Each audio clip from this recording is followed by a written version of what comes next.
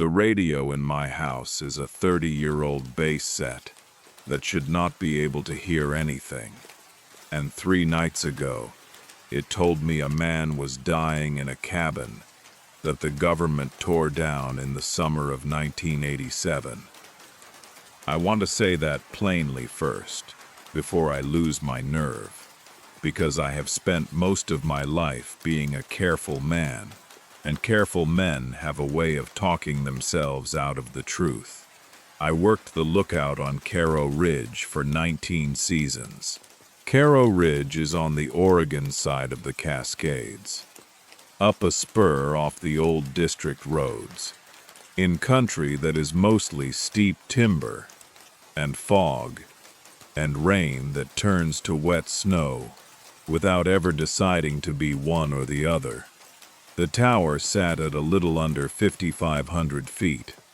Below it, down the north drainage, there used to be a service cabin, a little one-room thing the district kept for trail crews. I knew that cabin. I ate canned peaches on its step more than once. And in 1987, they hauled it out, took the stove, knocked the walls down, left the concrete pier blocks and a charred sill plate, and walked away. There is no power down there. There is no antenna. There is no road anymore. Just a spur that washed out at the second culvert before I ever started. It is not on the current maps. I have checked the current maps. I checked them again this week, with a magnifier, like a fool.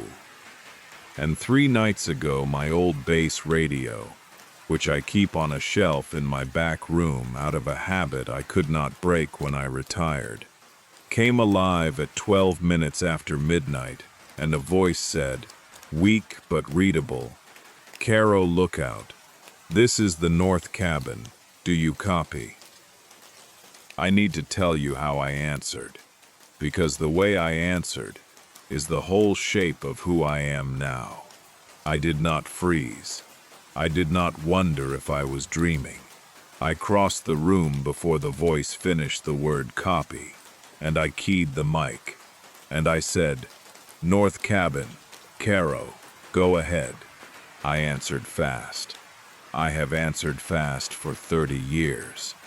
There was a night, long ago, when I did not, and I have been paying the interest on that night ever since, and I'll get to it. But I want you to understand that the speed of my hand on that microphone was not courage. It was the opposite of courage. It was a man trying to undo something that cannot be undone, one quick motion at a time, every chance he gets. The voice did not answer back right away. There was static, the kind of soft wash you get on an old frequency when the squelch is open and nothing is holding it. I waited. I said, "North Cabin, Carrow, say again your traffic." And then the voice came back, and it was a man's voice, tired, careful, the voice of someone who has been cold for a long time and has decided to spend his words like they cost money. He said, "The report is wrong. We were not on the East Trail, and we came down the spur." Then nothing. The squelch closed. The little green light on the set went dark, and the room was just the room again. My chair and my shelf and the rain on the window, and me standing there in my socks, with my heart going like I was 40 years younger. I want to back up now and tell this the right way, slowly, because if I rush it, you will think I am a confused old man, and maybe I am, but a confused old man can still keep good records, and I have kept good records my whole life, and the records are the reason I cannot let this go. Let me tell you about the tower first, so you understand where I lived. A fire lookout is not exciting work. People imagine drama, but most of it is sitting in a glass-walled room at the top of a set of stairs, looking at trees, writing down the weather. You are alone. You are alone in a way that town people do not understand, where the only voices for days at a time come out of a radio, and you start to think of those voices as company, even when they are just somebody on the district net, asking somebody else about a road grader. In the center of the lookout room, there is a thing called an Osborne firefinder. It is a round metal table with a map of the surrounding country fixed to it, and a ring around the edge marked off in degrees, and a sighting apparatus you turn to line up on smoke. You see a column of smoke, you turn the sight until the wires cross it, and you read the bearing off the ring. Then you call it in.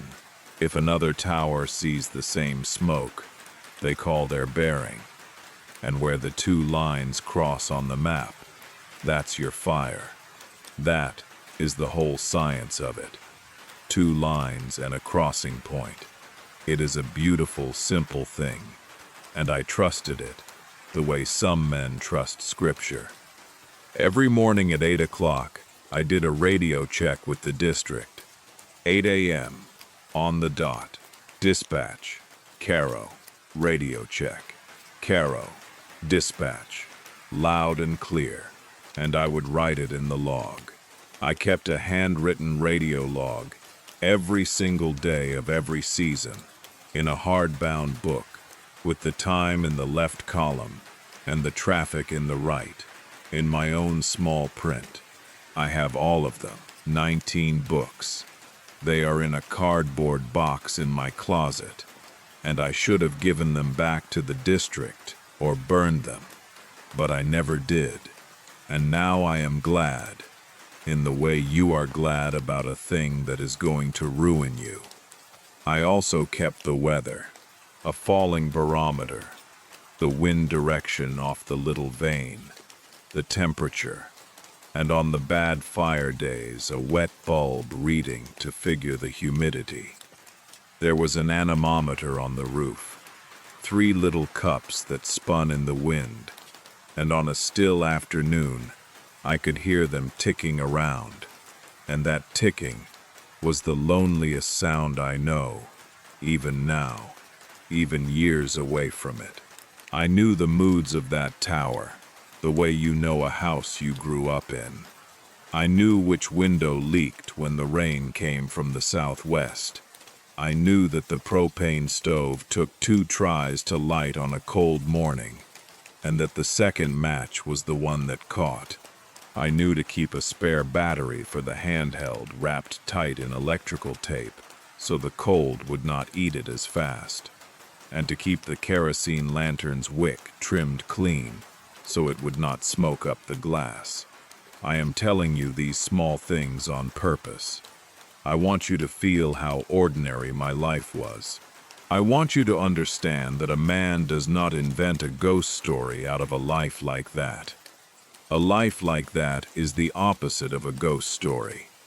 It is grease pencil and barometric pressure and instant coffee gone cold in a tin cup.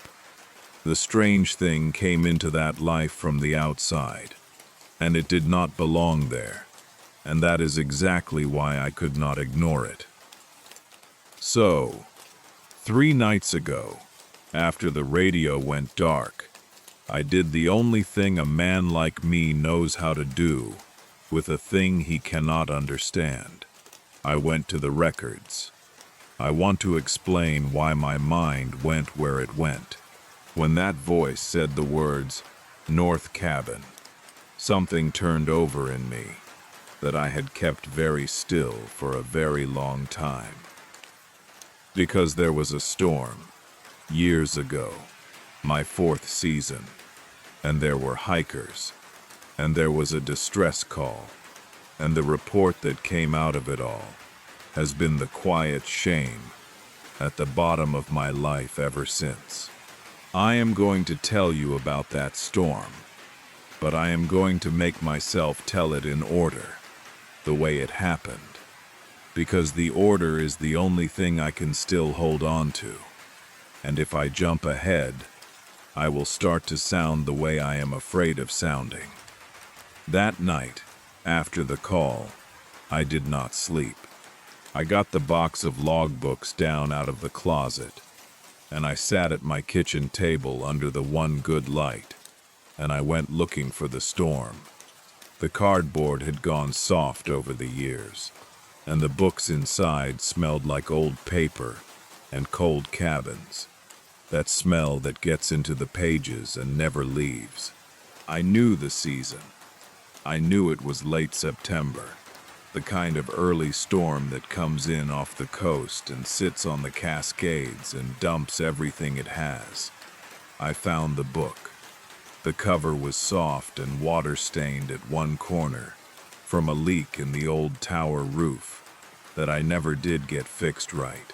I turned the pages slow, and the lamp buzzed a little over my head, and my coffee went cold next to my hand without me noticing. And here is the first thing that I cannot explain. The first thing that made me set my cup down and just sit there in the quiet with my hands flat on the table. In my own handwriting, on the night of that storm, decades ago, there was an entry I did not remember making. The time column said 0014, 14 minutes after midnight, and the traffic column said, in my small, careful print, North Cabin calling. Weak, could not raise. Possible interference.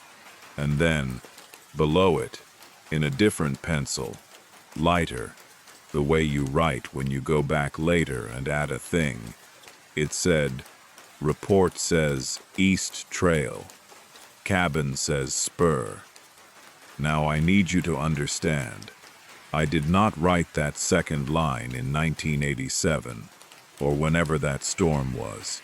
I know I did not, because the thing it refers to, the disagreement between the report and the Spur, is something I only learned about 3 nights ago, from a voice on a radio that should not work. The second line is in my handwriting. It is in my pencil, and it is in a logbook that has been in a sealed box in my closet, a book I had not opened in over 10 years. I sat with that for a long time. The honest thing to tell you is that my first feeling was not fear. My first feeling was a kind of terrible relief, and I am ashamed of that, but I promise to tell the truth. For 30 years, a part of me has wondered if I imagined the whole weight of that night, if I built a monument of guilt over nothing, if I was just an anxious young man who heard static and turned it into a tragedy he could blame himself for. And here was a line, in my own hand, agreeing with me, saying yes, the cabin did call. You did hear it. It was real. I want to tell you now about the storm itself, the original one, because everything after grows out of it, and you cannot judge any of this until you know what I carry. It was my 4th season. I was young enough to still think the job was romantic, and old enough to be good at it. The storm came up the way those storms do, with the barometer dropping all afternoon, the needle just sliding down the dial like it had given up. I logged it every hour, the way you do, watching that needle fall and writing the number. And there is a feeling that comes when the pressure drops like that, a heaviness in the air and in you both. The wind came around to the south. I read it off the little vane and wrote it down. South, then south-southwest, then south again, gusting. The radio traffic got busy, the way it does before bad weather. Everybody checking in. The district pulling crews off the high country. I remember the dispatcher's voice working down the list of units. calm and steady, telling this crew to come down off such and such ridge, and that crew to button up their camp. By dark, it was raining sideways. By midnight, it was rain mixed with wet snow at my elevation, and the tower was creaking, and the guy wires were singing that low note they sing in a hard wind, and I had the kerosene lantern lit because I trusted it more than the wiring in a storm. The whole room smelled like burning lamp oil and wet wool, because my coat was soaked from the climb up the outside stairs to close the upper shutters, and it hung dripping by the door all night, dripping onto the floorboards in a slow, steady tap I can still hear if I let myself. There was a party of hikers somewhere below the ridge. I knew that because they had signed the trail register box at the bottom of the main trail 2 days before. 4 names, headed up toward the lake basin. The register was just a wooden box on a post with a notebook in it, and a stub of pencil tied to it with a string. I logged the parties out of habit, but they were not my responsibility once they were past me on the trail. I remember the names were written in a steady hand, all 4 in the same pen, like one person had signed for the whole group. A date, a note that said they planned to be out in 5 days. People came and went. I did not think much about them. I have thought about them every day since.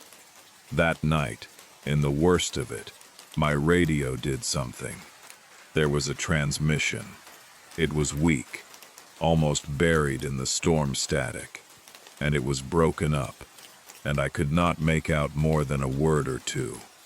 I thought I heard the word cabin. I thought I heard a number that might have been a count of people. But it was so faint, and the storm was throwing so much noise into every channel, that my honest professional judgment at the time was that it was interference. Skip, we called it, when a signal bounces off the weather and comes from 100 miles away and sounds like it's next door, or a stuck microphone on a unit somewhere, keyed open by accident, bleeding noise into the channel. I had heard it 100 times, and the north cabin had been gone for years by then. It was a hole in the ground with pier blocks in it. Nobody could be calling from the north cabin. That was as certain as gravity. So I waited. I did not answer right away. I told myself I would wait for it to come again clearer, and then I would know what I was dealing with, and I would call it in properly, instead of cluttering the net with a guess in the middle of a storm when everyone was busy. That was the reasoning. It was good reasoning. It was the reasoning of a careful man. It came again, maybe 20 minutes later, and it was no clearer, and I keyed up and I said, "Station calling Carrow. Say again, you are weak and unreadable," and there was nothing. And then a third time, much later, so faint I could not even be sure it was a voice, and not just the storm, finding a new way to moan through the speaker. And again I called for them to say again, and again nothing. I wrote down the times. Of course I did. 3 lines in the log. 3 times I keyed up and got nothing back. And then I sat by the lantern with my hands around a cup of coffee that had gone cold, watching the snow come slant through the light, listening to the wind cups whir on the roof and the guy wires hum, and I told myself there was nothing out there. I trimmed the wick once to stop it smoking. I checked the barometer again. I did all the small, careful things a man does to keep his hands busy when a part of him already knows.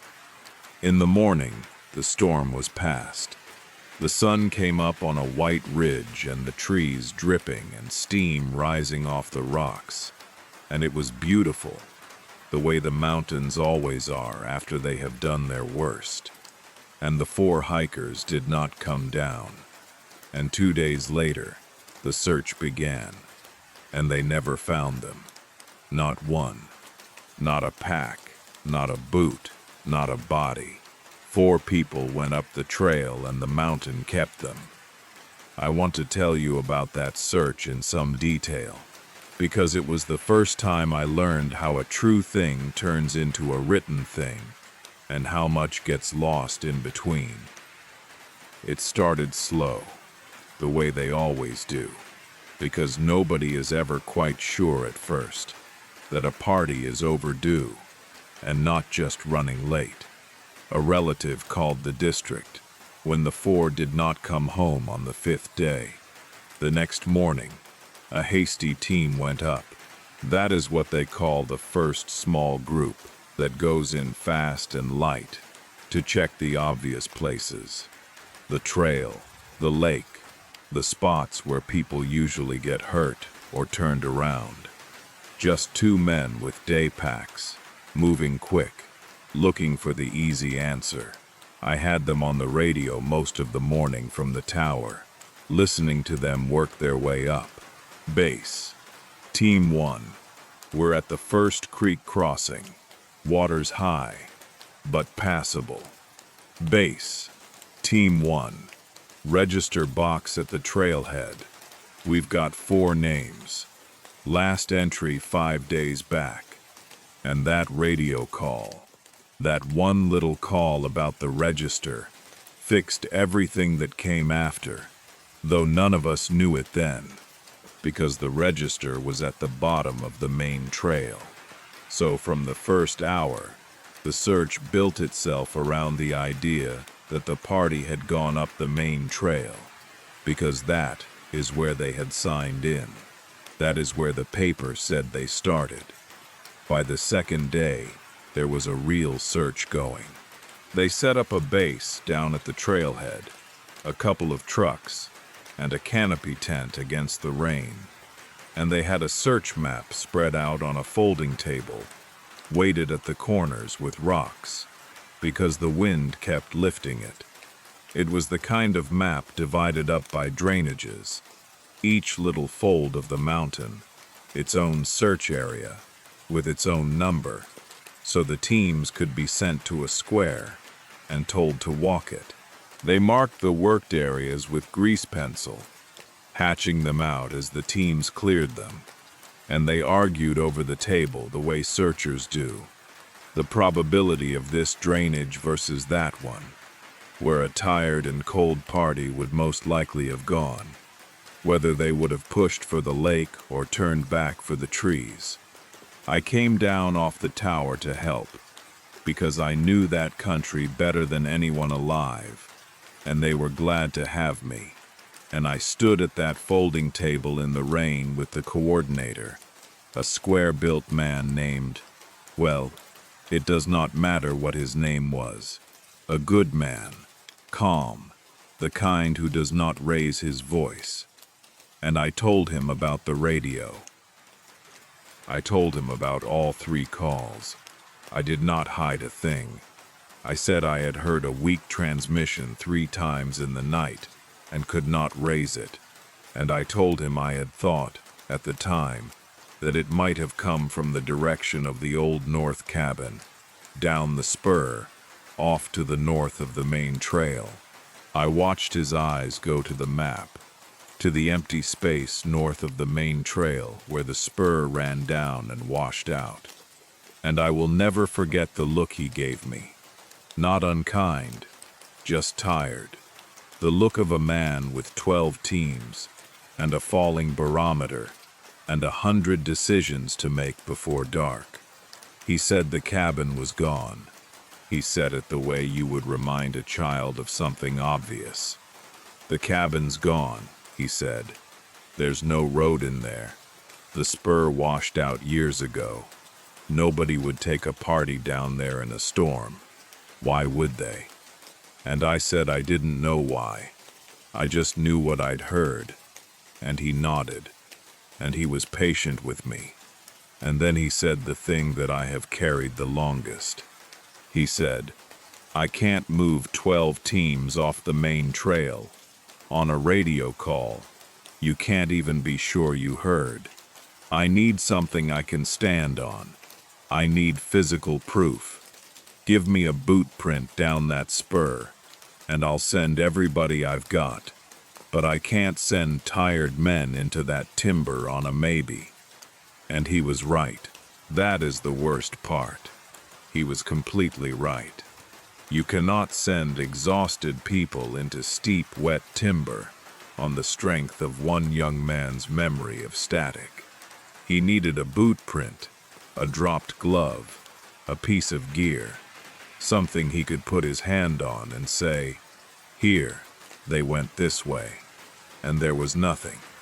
So the search stayed on the main trail and the east trail and the lake basin, where the paper said the party had gone.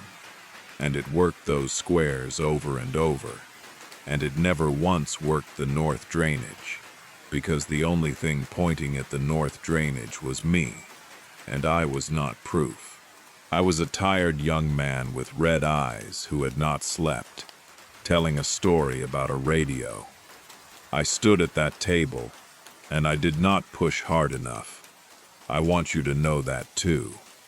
I told him once. He said no, and I let it go, because he was the coordinator, and I was a fourth-season lookout, and the thing I was claiming was impossible on its face. I let it go. That is its own small failure, stacked on top of the larger one. There was a dog team coming too, a good one, with a handler who had found people other dogs had walked right past. But there was a delay. There is always a delay. The team was 3 hours out, and then the pass road had a slide on it, and they had to go around, and the dog needed to rest after the long drive before it could work, and the rain kept coming, sheets of it, and by the time that dog finally got up the trail, it was the third day, and the rain had been washing down that mountain for 60 hours. Scent runs downhill in rain.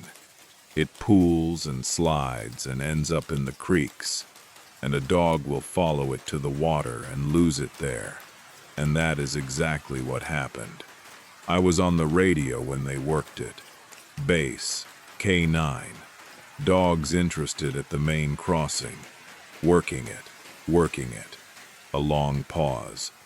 Base, K9. We've lost it at the water. Scent's gone into the creek.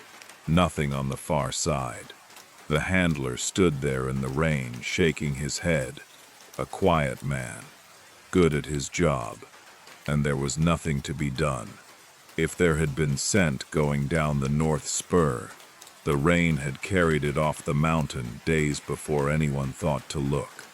The weather did not just hide the hikers. It erased the proof I needed to send anyone after them.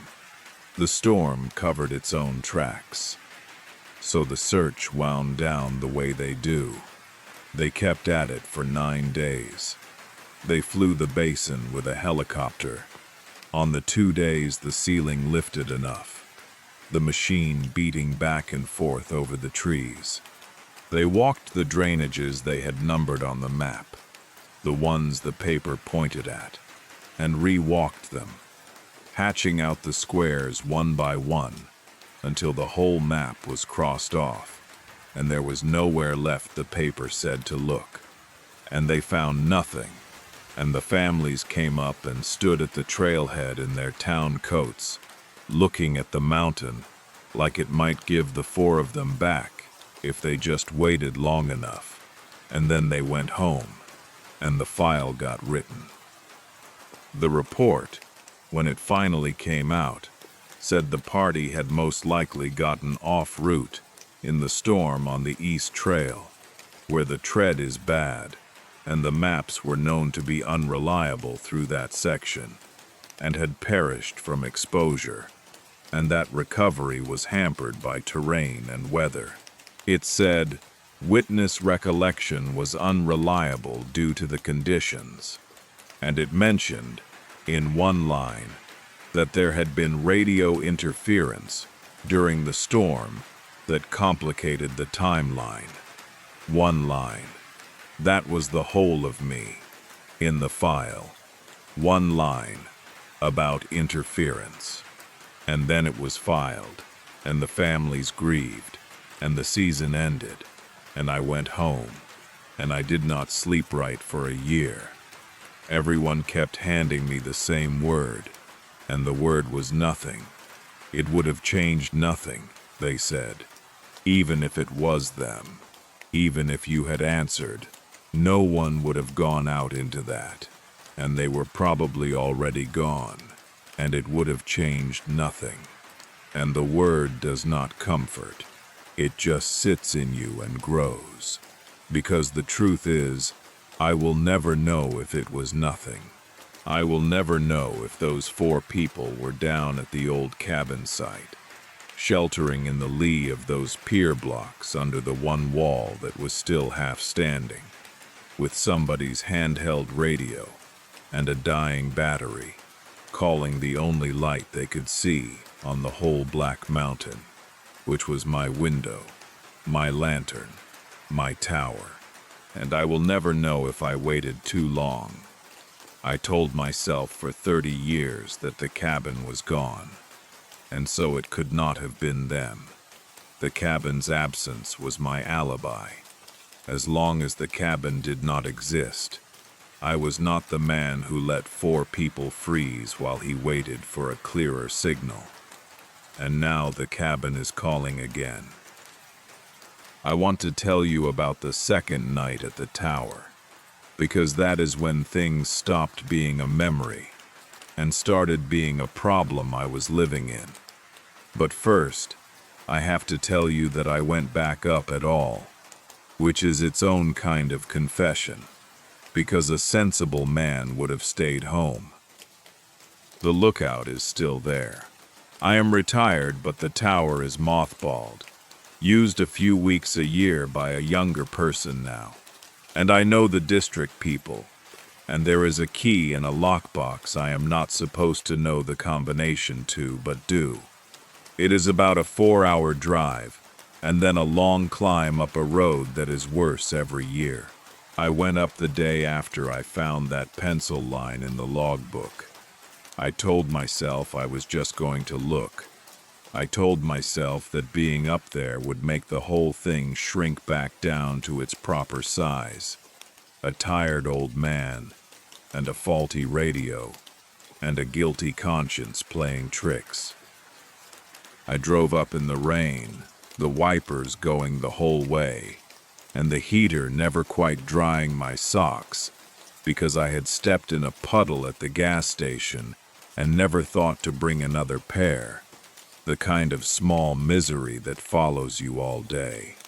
The spur to the tower is gated now, and I parked at the gate and walked the last bit, my breath showing, an old man stopping twice to rest where I once would have walked it without thinking. The wet wool smell of my own coat came up around me and brought 30 years back like it was yesterday. The tower was cold and shut up, the shutters down, the air inside stale and close, with that dry dust smell that old maps get when they have been sitting in a closed room. I opened a shutter, and the gray light came in, and there it was, the Osborne firefinder in the middle of the room. The map under glass faded almost to nothing. The brass of the sighting ring, gone dull and green at the edges. I put my hand on it. I don't know why. It felt like greeting an old animal. I had brought my own handheld, a Motorola I'd kept, with a spare battery wrapped in electrical tape the way we always carried them. And I had brought the base set's frequency written on a strip of tape stuck to the back. The old district frequency, and a note of the repeater tone we used to use. scratched on a piece of paper I had been saving in my wallet for years, for no reason I could have told you. I am thorough. I have always been thorough. It is the only quality I have that I am proud of. And it is also, I have come to think, a kind of curse, because a less thorough man would not have a box of logbooks in his closet and would have slept fine for 30 years. It got dark slow, the way it does in deep timber, the light just leaking out of the world from the bottom up. The drainages went black first, and the sky held a little gray for a while, and then that was gone too. Fog came up out of the north drainage as the air cooled, a low gray river of it filling the bottom and rising slow toward the ridge. I sat in the cold lookout with the handheld on the table, and the squelch cracked open so I'd hear anything, and I waited. I lit the lantern, the same kind of lantern, trimmed the wick, and the smell of the oil burning was the smell of that whole part of my life. I had a thermos of coffee, and I drank it down to cold, and did not make more. Now, I want to tell you about the two small things that happened before the whistle, because they came first, and they are the reason I was already on edge, and I did not understand them until later. The first thing was the radio check. Out of pure old habit, a little before 8, I keyed the handheld and I said, "Dispatch, Carrow, radio check," not expecting anything, just saying it, the way you might say grace at an empty table, because you have said it your whole life. And the squelch broke, and a voice came back, faint, and it said, "Carrow," loud and clear. Just that, the old answer, the exact answer I had heard 10,000 mornings, and then nothing. I keyed up and asked who was on the net, and there was no reply, only the soft hiss. Now it was past 8 in the evening, not 8 in the morning, and the district does not man that net the way it used to, and I told myself it was some other unit, some hiker with a radio, some scrap of traffic bouncing off the weather, but the voice had given the morning answer to a morning call, at night, and there is no reason on earth for that. The second thing was the stairs. Around 10 o'clock, sitting there in the lantern light with the fog rising, I heard the tower stairs creak, not a footstep exactly, just the long, slow groan that those wooden stairs make when the temperature drops at night and the wood pulls in on itself. I knew that sound. I had heard it 1,000 nights. It is nothing, just cold wood, but it came once, low and long, the particular groan of the fourth step down from the top, the loose one, and then it did not come again, and I sat there with my coffee gone cold, listening for the rest of the stairs to settle the way they always do, one after another down the run, and they never did. Just the one step, just the loose one. The fourth from the top groaned all by itself in the cold, the way it would if a weight had come onto it and then stopped there and stayed. I did not go to the door. I am a careful man. I told myself it was the cold in the wood. I checked the barometer, which is a foolish thing to check at night when you are not on duty, and it was steady, and I wrote down that it was steady, because writing it down is how I keep my hands from shaking. And then, at 11:40 by my watch, I saw the light down in the north drainage. It was small and steady and warm-colored, the color of a flame, and not the white-blue of anything electric. And it was low, down in the trees, in the exact place where the old cabin used to be. I know that place. I know it the way you know the shape of your own hand. And there was a light in it, burning steady through a gap in the fog. I did the thing I have done my whole life. Before I let myself be afraid, before I let myself wonder what it was, I checked the time. 11:40. I wrote it down. I have to write things down. It is the only way I know to be sure they happened.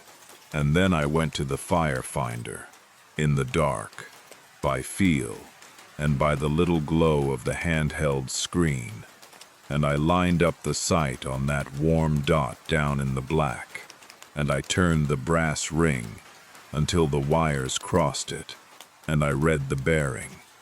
341 degrees. North and a little west, down the spur, down to where the cabin was. And then I made myself look at the old map under the glass, the faded one, and I put my finger on the line of that bearing and followed it down off the ridge, and where it went, there was nothing marked. Of course there was nothing marked. The cabin had been gone for years when that map was current, but I knew, the way you know a thing in your stomach before your head agrees, that the light was sitting exactly where the cabin had stood. The bearing was the cabin that was a hole in the ground with pier blocks in it. I keyed the handheld. I said, "North cabin, Carrow, do you copy?" My voice sounded strange to me in the empty tower, too loud, an old man talking to the dark. And the radio answered, "Carrow, North cabin, we can see your light." I have to stop and tell you how that landed, because the words themselves are the whole heart of it, and I almost missed it the first time. We can see your light. That is what those 4 hikers would have said. That is what a person says when they are lost in the black, and there is one window lit on the whole mountain, and it is yours. We can see your light. It is the most human sentence in the world. It is a sentence about hope, and it came up out of a dead frequency from a cabin that was not there, in a tired, careful voice. 30 years after the night, I waited too long. I keyed back. I said, "North cabin, I copy you. I see a light at your position. Are you able to tell me how many in your party?" I used the old procedure without even thinking. The missing person questions, the count, the way you build a picture of who is out there. My hands were steady. My hands are always steady now. It is the rest of me that comes apart. There was a long wash of static. Then the voice said, 4. There were 4. The report says we were on the East Trail. We were not. We came down the spur because the spur was shorter and the water was up on the main trail. The report is wrong. And then the squelch closed, and the light down in the drainage held for another minute, steady and warm, and then it was gone. Not faded, just gone. The way the lit window of a house goes when someone inside turns the lamp off and goes to bed. I want to be honest about what I understood in that moment, because it took me a long time, days, to put it into the words I'm using now, but the shape of it arrived right then, in the cold tower. The voice was not asking me to save it. It was too late to save anyone. The voice was not lost. The voice knew exactly where it was. It was at the cabin. It had always been at the cabin. What the voice wanted was for me to know that the report was wrong. That was the whole message. Not, "Come get us." Not, "We are dying." Those words were 30 years too late. and the cabin and I both knew it. The message was, the official record says one thing, and the truth is another thing, and someone has to fix it. I did not sleep that night either. I sat by the open shutter until dawn, with the handheld in my lap, and I did not see the light again. But near morning, when the sky was just turning from black to the deep blue that comes before gray, I found something on the catwalk, and I have to tell you about it, because it is the one piece of this that I could hold in my hand. I had gone out on the catwalk to look down the drainage one more time, before the light got too strong. The metal was wet and cold under my socks, because I had not bothered with boots, another small foolish thing. And there, lying against the base of the railing, where the catwalk meets the door, was an orange whistle. It was the cheap plastic kind that comes clipped to a pack strap, the kind every hiker carries and never uses, bright safety orange. And I had not put it there. I had been in and out that door a dozen times during the night, and it had not been there at dusk. I picked it up, and here is the thing I keep turning over. It was dry. The whole catwalk was soaked. The railing was running with dew. My own socks were wet through from walking on the metal, and the whistle was bone dry and warm, the way a thing is warm when it has been held in a closed hand. There was a little nub of cord still threaded through the eye of it, a few inches of cheap braided cord, and the cut end of that cord was clean and bright, not frayed, not weathered, not the color cord goes after 30 years in the weather. It looked like it had been cut that night. It looked like someone had cut it off a pack strap an hour ago and set it down where I would find it. I stood there, holding that dry, warm whistle in the wet gray dawn for a long time, and I will tell you what I did with it, because it matters. I did not give it to anyone. I did not call it in.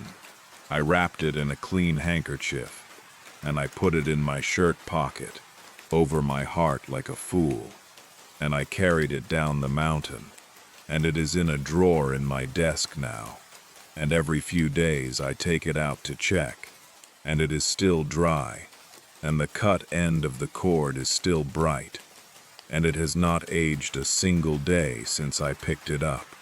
A thing in impossible condition, a thing that should not be. I keep it, because it is the only proof I have that any of this is real, and I keep it, knowing that proof like that is not proof at all, that if I showed it to anyone, they would just see a cheap orange whistle and a bit of cord and a sad old man. In the morning I climbed down and I walked to the head of the old spur road, the one that washed out at the second culvert, the one that does not go anywhere anymore. I wanted to walk down it to the cabin site. I wanted to stand on the pier blocks in daylight and prove to myself there was nothing there. I could not get to it. I am not telling you that something stopped me. No invisible wall, nothing like that.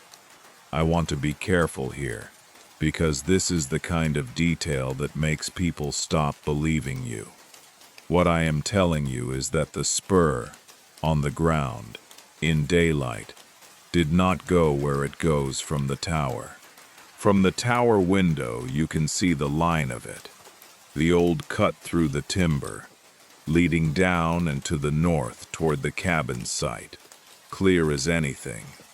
A faint scar with faded orange flagging, still hanging here and there from the brush where some trail crew marked it decades ago. From the window it is right there, but when I walked down to the head of it and started in, the road bent. It bent east, away from the drainage. and I followed it because it was the only tread there was. And within 20 minutes, I was on the wrong side of the ridge entirely, looking down into the basin, with the north drainage, somewhere behind my right shoulder, blocked off by a rib of rock and a stand of timber, so thick and steep, I would not have tried it with a rope and a younger body. I went back up and looked again from the window. The spur went north. I went down and walked it again. It went east. I did this 3 times, like a man checking a stove he knows he turned off. And each time, from above, the way down was obvious. And each time, on the ground, the way down was not there. The cabin was visible from the tower and unreachable from the trail. I want you to sit with how ordinary and how impossible that is at the same time. It is not a wall of fire. It is just a road that will not take you where you can plainly see it goes.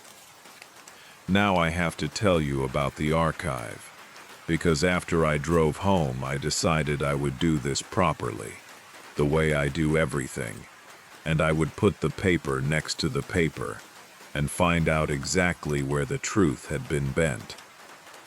I made some phone calls, and I drove a long way to a district office, a low building with a flag out front and a counter inside that smelled like floor wax and old coffee. I told them I was a retired lookout, doing some personal record keeping on an old incident, and that I wanted to see the original file. I had standing for that, more or less. The old hands knew me. A younger fellow, polite, maybe 30, set me up at a table in a back room with a banker's box and a computer terminal, and he was kind. And he brought me bad coffee in a paper cup, and he showed me how to work the terminal, and then he left me alone, which is what I wanted. The box had the old paper in it. Not everything, but a lot. It had that smell that government paper gets, dry and a little sour. The smell of a thing that has sat in a warehouse for 30 years. There was the original Incident Action Plan folder, soft and furred at the edges from handling.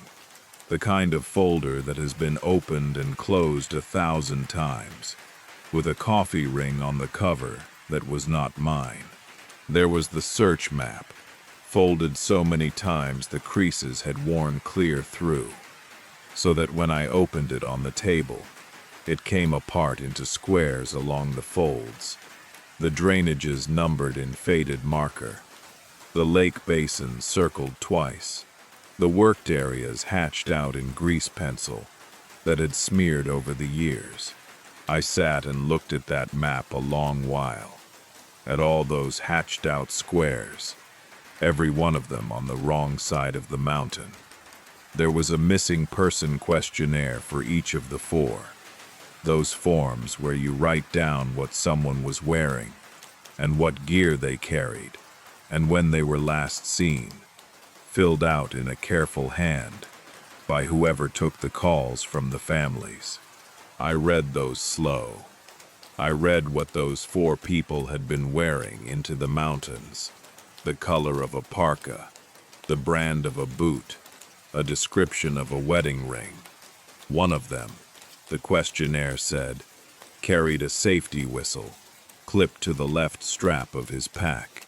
Orange. I had to set that form down and look at the wall for a while. After I read that, my hand flat on the table, the whistle in my desk at home, 100 miles away, and 100 years away, and right there in my chest, all at once.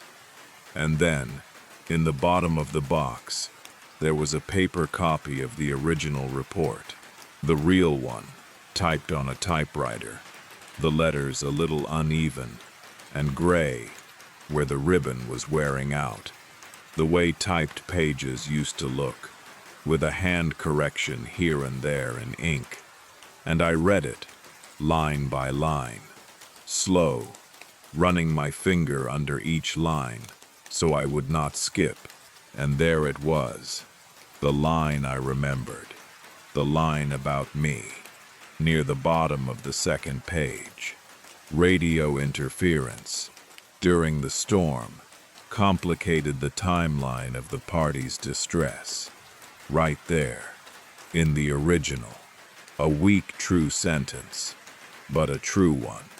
The record, in 1987, or whenever it was finally typed, still admitted that something had come over the radio that night.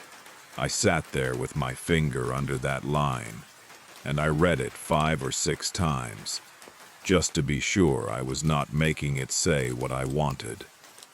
Then I turned to the terminal, where the younger fellow had pulled up the digitized version, the current official report, the one that gets sent out if anyone ever asks. And I read it line by line against the paper on the table and the screen glowing in front of me, going back and forth, for paper to screen, screen to paper, and it was the same report, word for word, the same sentences, in the same order, page for page, except for one thing. The line about radio interference was not there. I read the whole second page on the screen 3 times. I read it forward, and I read it backward, line by line, comparing each one to the paper. The line before it was there. The line after it was there. The line itself was simply gone. And the 2 lines that had bracketed it now sat right up against each other, smooth, like the sentence had never been between them. Someone, somewhere, in the years between the typewriter and the database, had retyped that report to digitize it, and in the retyping, that one sentence had not made it across. The digital report had 1 fewer line than the paper report, and the line that was missing was the only line in the whole file that said anything at all had come over the radio that night. Take that line out, and there was no call. No call, and there was no man who failed to answer one. No failure, and there was nothing for me to carry. The cleanup was that small. 1 sentence. You would never notice it unless you were a careful man with the original in your hands, and 30 years of guilt telling you exactly which sentence to look for. I sat in that back room for a long time. The fluorescent light hummed. My coffee went cold, the way my coffee always goes cold, because I forget it the moment a thing gets its hands on me. And I will tell you what I felt, and it was not triumph, even though I had been right. It was a kind of sick loneliness, because here was the proof, finally, plain on the table and on the screen at the same time. The true version and the cleaned version, side by side. And I understood in that moment that the proof did me no good at all. The version of record was the digital one. The paper was just an old document in a box that would go back on a shelf. If I stood up and showed the young fellow both, he would shrug and say the digital is the official copy now. Sometimes things drift when they retype these. And he did. I called him over. Gentle. Just curious. An old man's question. And I showed him. And he looked at both. Friendly. Helpful. And he frowned a little. And he said exactly that. He said it happens. Things drift. But the digital's the version of record, so that's the one that stands. The version of record, not the true one, the official one. And he said it without a flicker of worry, because to him, it was just a typo, a dropped line in an old file, Nothing. And he was right, that it was nothing to him. And that is the whole horror of it, that the erasing of a man's one true line can be nothing at all to the next person down the chain. I should have left it there. I keep telling myself I should have left it there. But I had to make one phone call after that, and I regret it. And I will tell you about it plainly and keep it small, because it was small. A few days later, I called the district again and asked, as a retired man doing his record keeping, whether anyone could pull the search documents and confirm a detail about the radio log for me. The woman was perfectly nice. She said she'd ask around, and a couple of days after that, a different person called me back, an older man, friendly, a supervisor type, and he had the warm, reasonable voice that is somehow worse than a hard one. He said he understood I'd been close to that incident, and that it had clearly stayed with me, which it had with a lot of the old hands, and he hoped I knew the conclusions had been sound, and that the families had found their peace, and that sometimes the kindest thing a person could do, for himself and for everyone, was to let a closed thing stay closed. He did not tell me to stop. He told me I deserved some rest. He said it the way a doctor says a thing he has already decided about you before you have finished sitting down.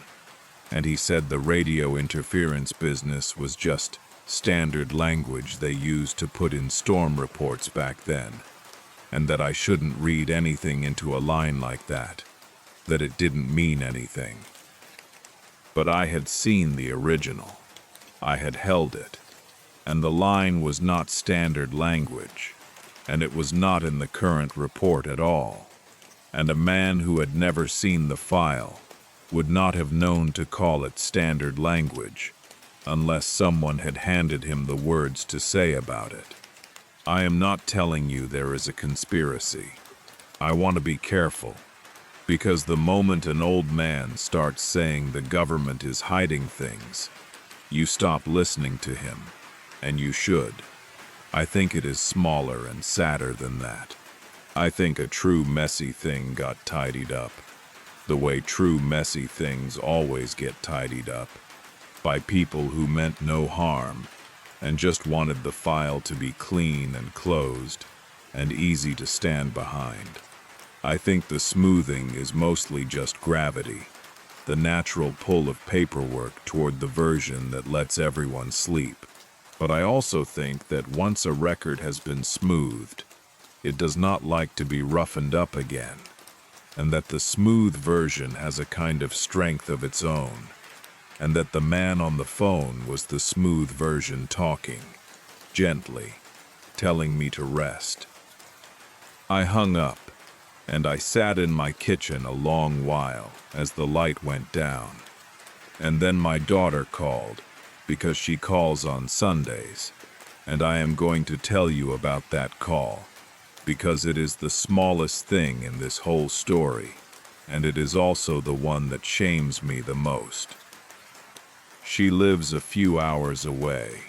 She has a good life, a husband, a job, the kind of busy life where a Sunday call to your father is a thing you have to remember to make, and she always makes it, and I am grateful, and I have never once told her so plainly. She asked how I was. I said I was fine.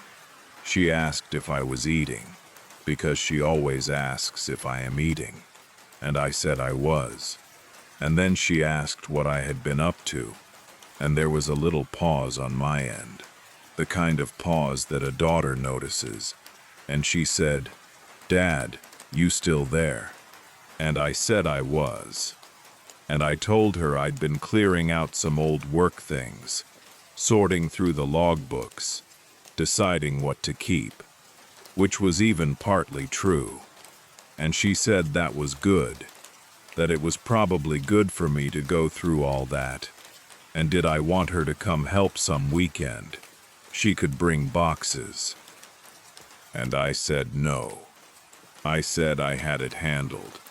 I said it was just old paper.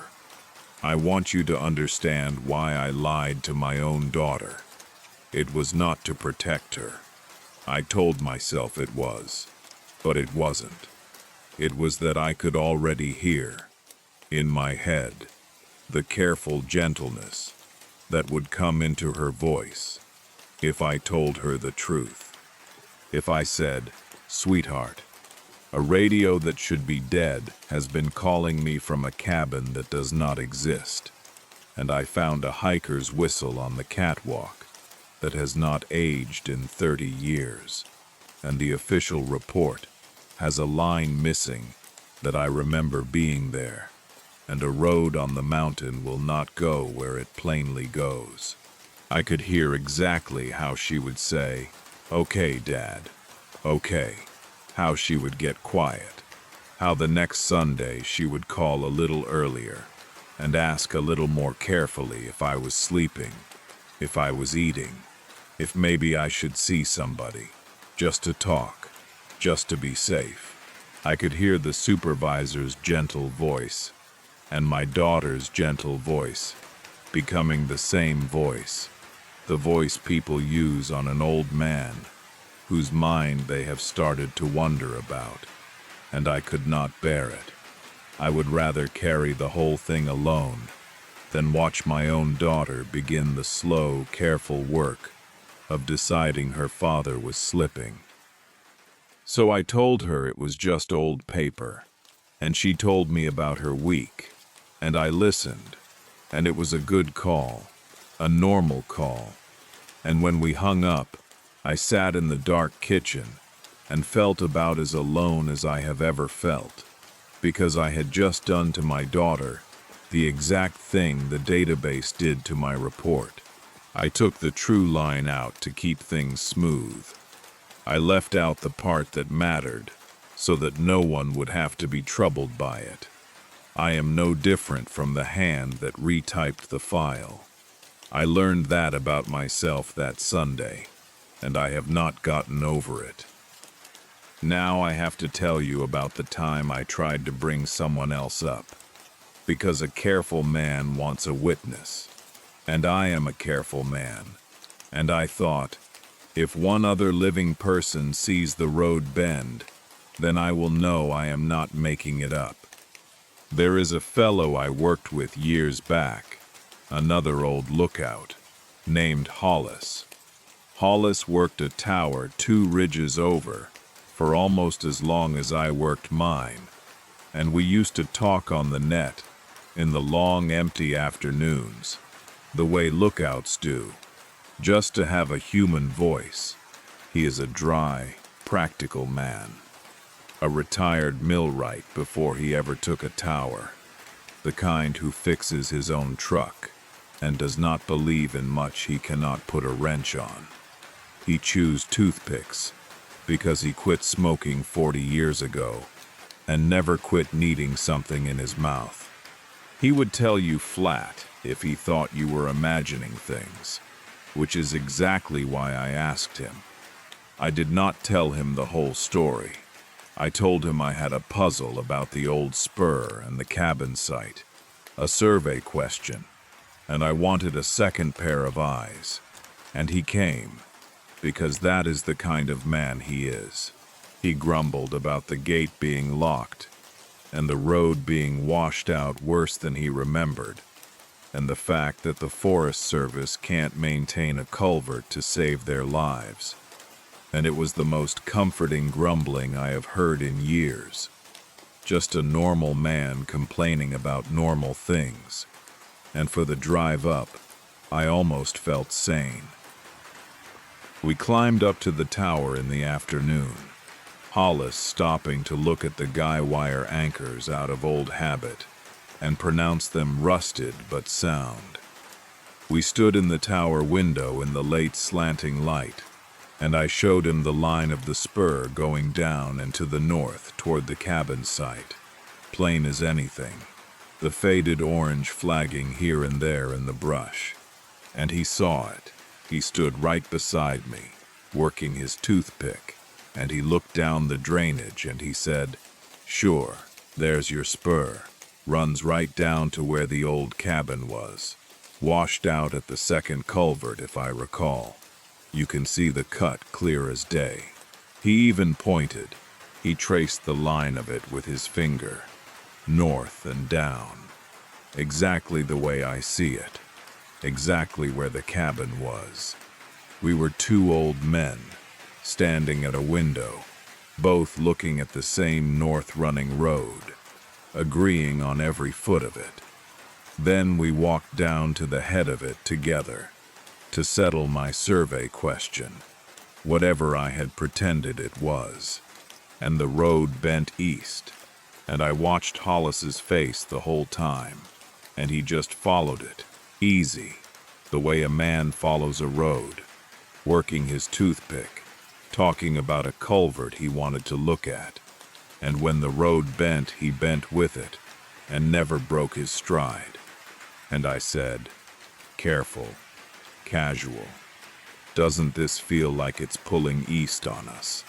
And he looked around, genuinely checking. A practical man checking a practical claim. And he said, "No, this is north. Look at your drainage. It's right there on the left." And the drainage was on our right. I could see it. The light was on the wrong side of us. The slope fell away on the wrong side. We were walking east with the drainage on our right hand, and Hollis was telling me, in the flat, sure voice of a man who fixes his own truck, that we were walking north with the drainage on the left, and he believed it completely. He was not confused. He was not frightened. He was comfortable, sure of himself, mildly amused that I would even ask. And within 20 minutes we were standing on the wrong side of the ridge, looking down into the basin, exactly where I always end up. And Hollis looked at the basin and said, "Woof, we've come further than I thought," and turned around to walk back, and never once registered that we had gone east, when we both of us, had watched the road run north from the window not an hour before. We drove home. He grumbled about the road again. He told me his survey opinion, which was that with a weekend and a chainsaw, you could probably brush that spur back out and drive right down to the cabin site. No trouble, nice grade, clear tread. And I let him say it. But here is the part that I lie awake on. A few days later, I called Hollis to thank him for the trip and to feel him out. And I asked him, just easy, what he remembered about the walk we took. And he said, "Oh, the spur. Yeah, we walked down part way. Nice clear tread. Runs right down to the cabin site. Like I told you, you ought to be able to drive it with a little brushing." He remembered walking down the spur toward the cabin site. He remembered a clear road that goes where it looks like it goes. He had no memory at all, none, of standing on the wrong side of the ridge looking into the basin, of saying we'd come further than he thought, of turning around that afternoon, the real one. The one where the road bent under us and dumped us a mile from where we meant to be, was simply gone out of him. In its place was the clean, simple memory of a road that behaves, the road a sensible man would expect. The smoothing did not just bend the road while we walked it.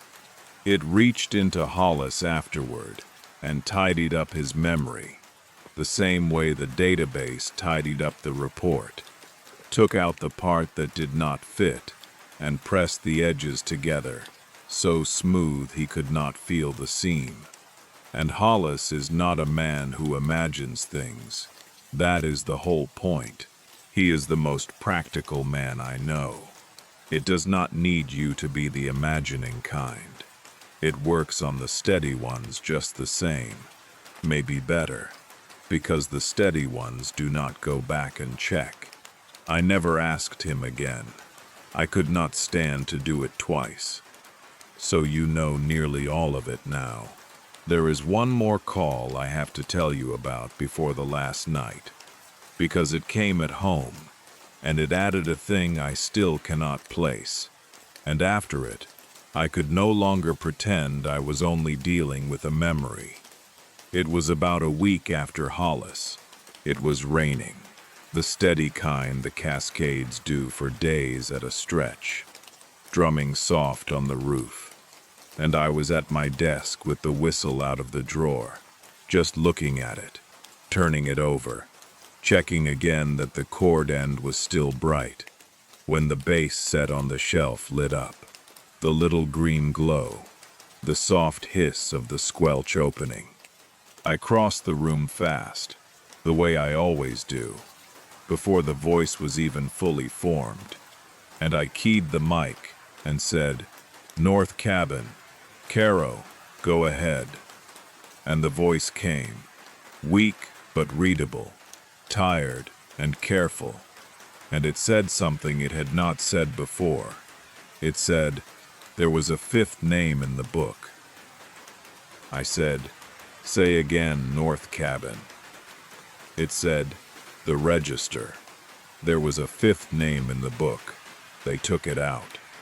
And then, static, a long wash of it, and the green light held a moment, and went dark.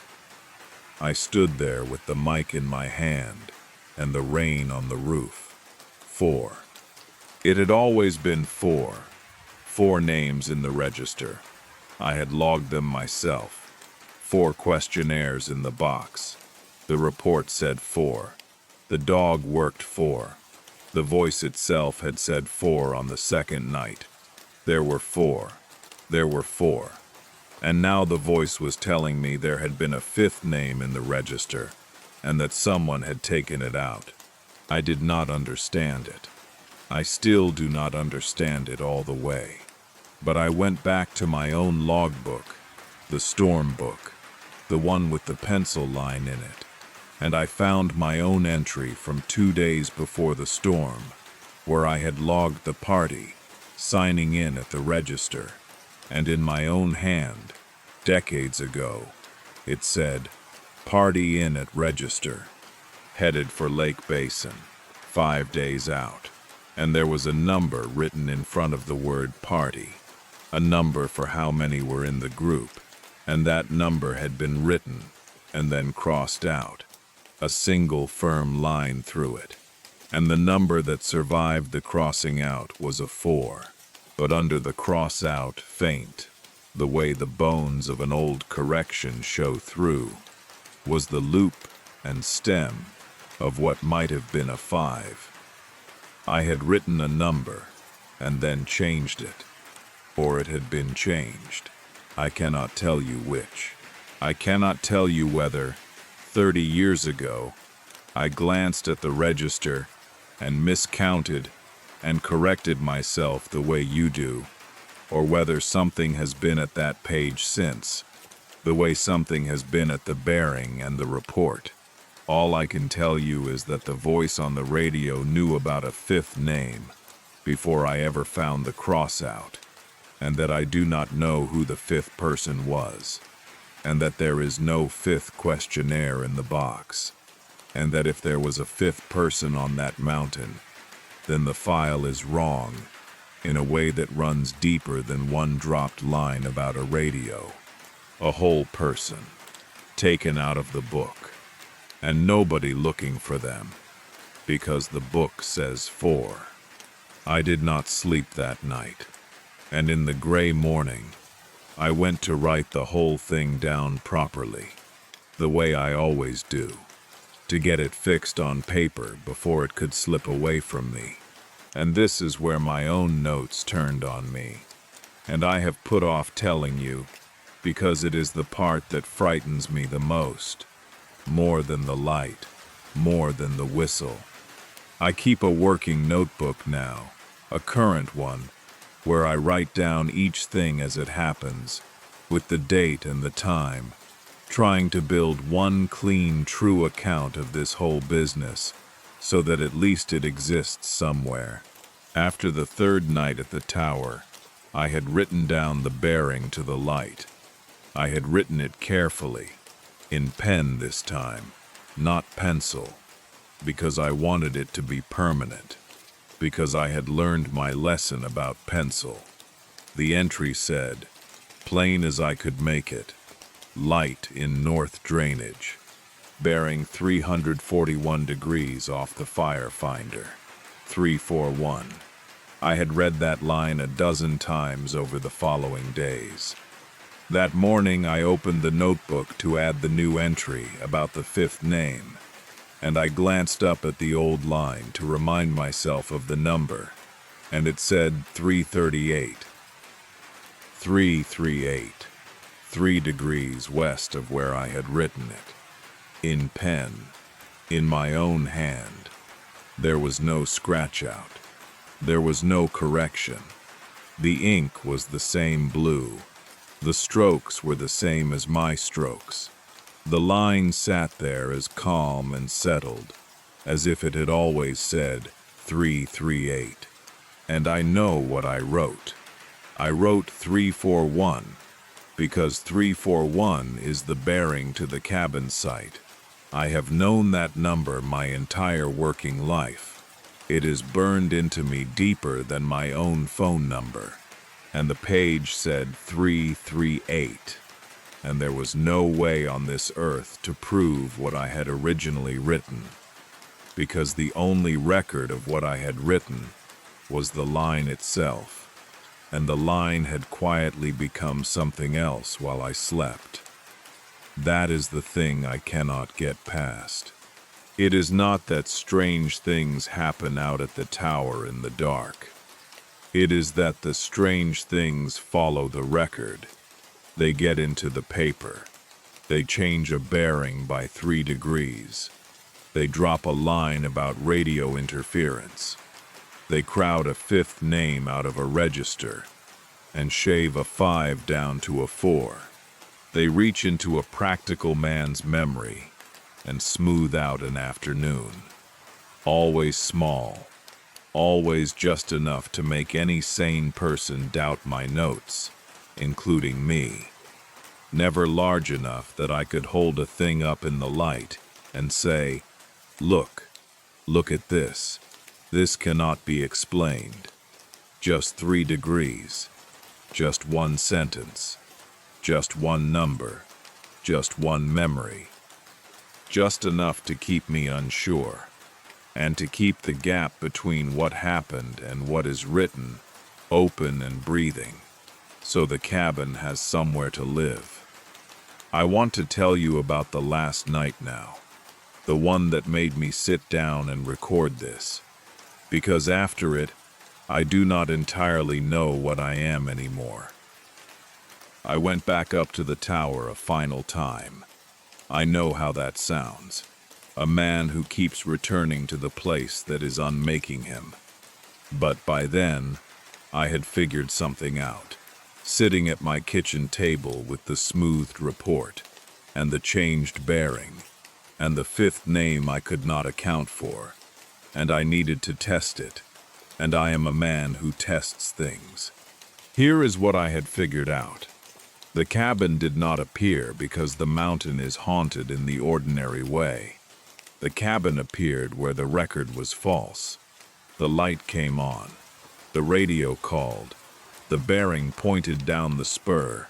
Every time the official version and the true version disagreed, and every time someone tidied the official version, made it cleaner, moved it further from the truth, the cabin got louder, not quieter, because the gap between what happened and what was written had grown wider, and the cabin lived in that gap. The cabin was the gap. It was the shape of everything that had been left out. I set up properly that last night. I brought my working notebook and a grease pencil, and I was going to do this like the job, like a real observation, and I was going to mark the bearing right on the glass of the firefinder, where it could not slip, where I could watch it with my own eyes and not look away. It got dark slow. The fog came up out of the drainage the way it always did, and I lit the lantern and trimmed the wick and drank my coffee down to cold. The air was dead still that night. I noticed it on the climb up, how nothing moved, how the trees stood like they were holding their breath, how the fog lay flat in the bottom of the drainage without a stir. The anemometer on the roof did not turn. There was no wind for it. I remember thinking that, standing on the catwalk, that there was not a breath of wind, that the cups were dead still. The light came at 20 to 12, the same warm dot, low in the north drainage, burning steady through the flat fog. I went to the firefinder, and I lined up the sight, and I read the bearing, and it was 341 degrees, the same as the first night, 341. And I took the grease pencil, and I wrote it right there on the glass, over the faded map. Big, 341. The way we used to mark a working fire, so we would not lose it in the dark. Then I stepped back to my chair to write the time in the notebook. It took me maybe 10 seconds, and when I looked up at the finder again, the grease pencil mark said 338. I had written 341. I am as sure of that as I am sure of my own name. I had written it big and clear with my own hand, not 15 seconds before, and the glass said 338. I went to the finder, and I sighted the light again, and the light itself had moved. It was now sitting at 338, 3 degrees west of where it had been, lined up exactly with the wrong number on the glass. The bearing had changed after I wrote it down, and the light had slid over to agree with it, or the number had moved and the light had followed. I could not tell which, and it did not matter. The act of recording the truth had pushed the truth aside. And then I keyed the handheld, and I said the thing I had driven all that way to say, because I had decided that if I could not make the record hold, I could at least say the truth out loud into the dark, where the cabin could hear it, where it could not be retyped. I said, "North Cabin, Carrow, I hear you. The report is wrong. You came down the spur. There were 4 of you, or there were 5, and they took a name out of the book, and I'm sorry. You called me that night, and I waited, and I'm sorry. I have been sorry for 30 years. I'm trying to fix the record, but every time I write it down, it changes on me." And the voice came back, weak but readable, tired and careful, and kind, kinder than I had any right to, and it said something I was not ready for. It said, "We know." It changes for us too. That's why we keep calling. Somebody has to remember it the right way until it sticks. And then, under the voice, in the static behind it, I heard something I have not been able to stop hearing since. I heard the anemometer, the 3 little cups on the roof of my tower, ticking around the way they do in a steady wind. That whir I knew better than my own heartbeat, but there was no wind that night. The air was dead still. I had stood on the catwalk an hour before and watched those cups hang motionless, and under the ticking of the cups, I heard the tower stairs, the creak of them, The long, low groan of the fourth step down from the top. The loose one. The step that for 19 years announced anyone climbing up to me before their head ever came level with the floor. I knew that creak, the way you know a voice, and it was coming out of the radio, out of the cabin, down in the dead-still drainage, the wind cups of my own roof and the loose step of my own stairs. The sounds from inside the very room where I was standing, coming up out of the speaker from a place a mile down the mountain that has not existed since 1987, as if the cabin and the tower had become the same room, as if the gap had narrowed enough, just for that one moment, that the two ends of it could touch, the place where they called from, and the place where I waited, the cabin where 4 people, or 5, died calling a light, and the tower where the one man who heard them sat with his cold coffee and decided to wait for a clearer signal. I did not go down those stairs in the dark. I am a careful man. I waited for the light, the way I have always waited. And that is the bitter joke of my whole life, that I am an old man now, and I am still waiting for the light before I will move. In the gray morning I went down the stairs, and the fourth step from the top groaned under my boot, exactly the way it had groaned in the radio, and I have not been back since, and I do not think I will go back, because I am old, and I am tired, and I do not think the mountain needs me to climb it anymore. I think it needs something else from me now. Here is what I have come to understand, and it is the closest thing to an answer I have, and I am too old and too worn to dress it up for you. I always thought my sin was the waiting, the 20 minutes, the say again, the careful professional pause, while 4 people, maybe 5, died down a road I could see from my window. I have beaten myself with those 20 minutes for 30 years. But the cabin taught me something worse and truer. The waiting was a mistake, yes. A young man's mistake on a hard night. The kind of mistake anyone might have made, and it might truly have changed nothing, the way they all kept telling me. On a good day, I can almost forgive the waiting. What I cannot forgive, what the cabin will not let me forgive, is the 30 years after, when the record got quietly cleaned, and I let it, when the line about the radio call vanished out of the database, and I said nothing, because its vanishing carried my guilt off with it, and a small, low part of me was glad.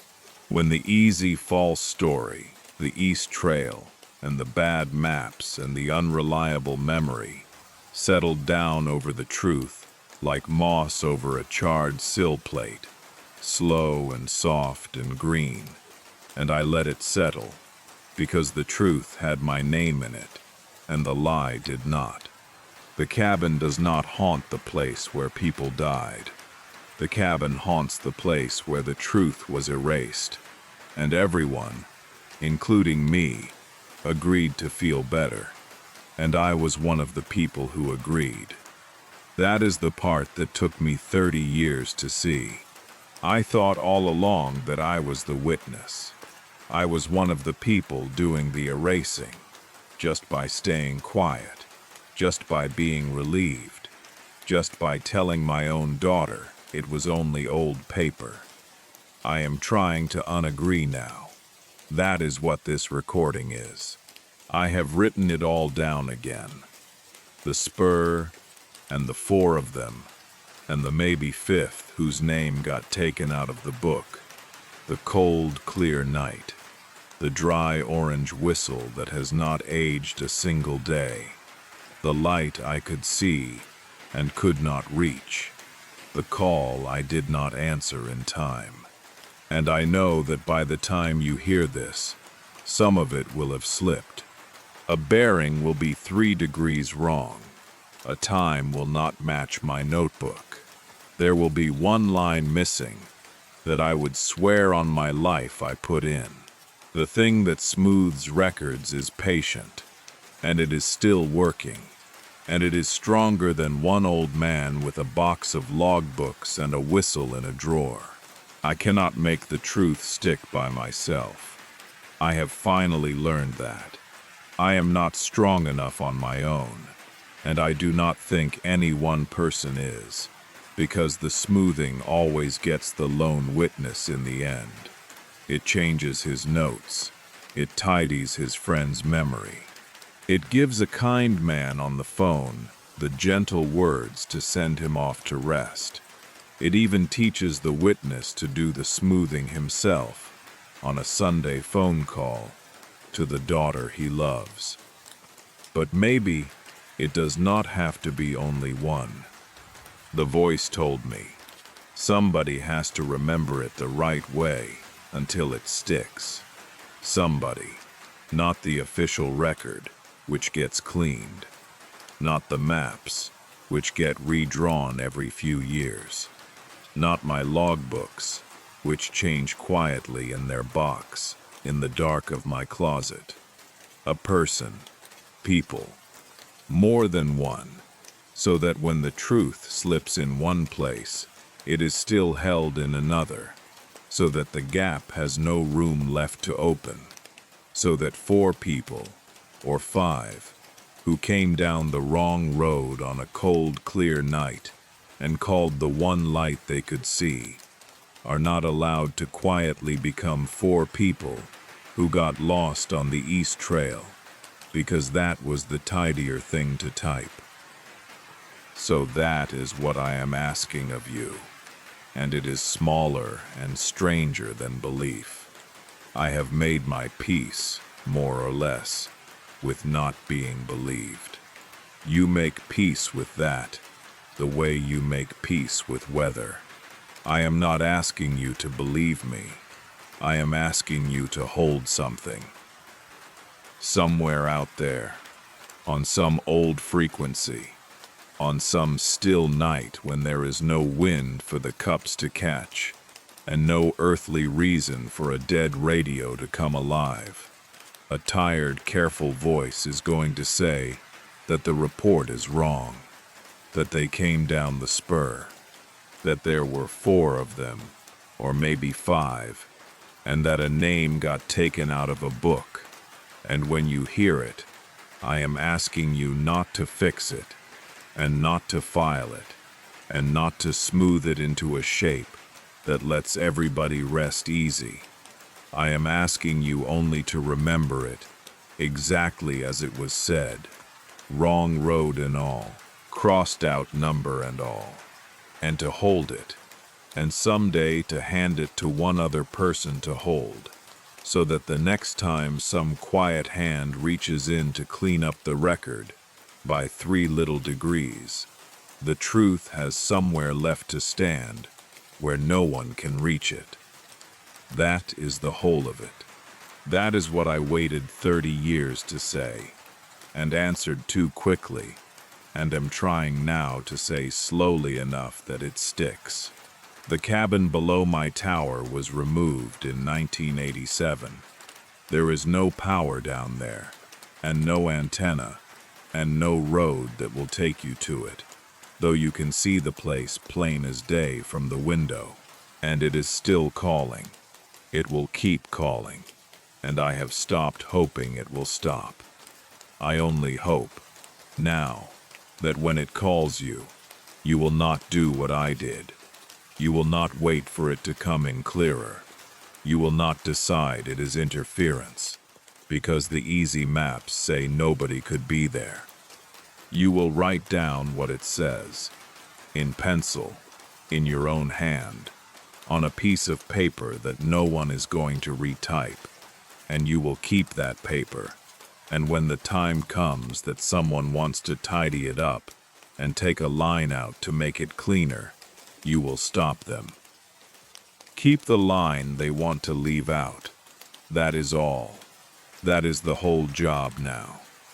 That was always the whole job, and I am only sorry it took me my entire life to understand it.